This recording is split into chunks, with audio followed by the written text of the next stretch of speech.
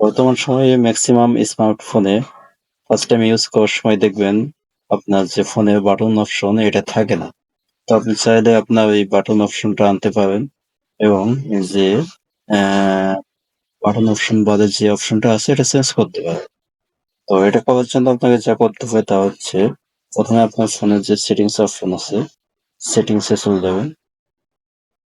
এখান থেকে আপনি উপরে দেখেন সার্চ অপশন আছে, এখানে সার্চ দিতে হবে। তো এখানে আপনাকে লিখতে হবে NAVIGATION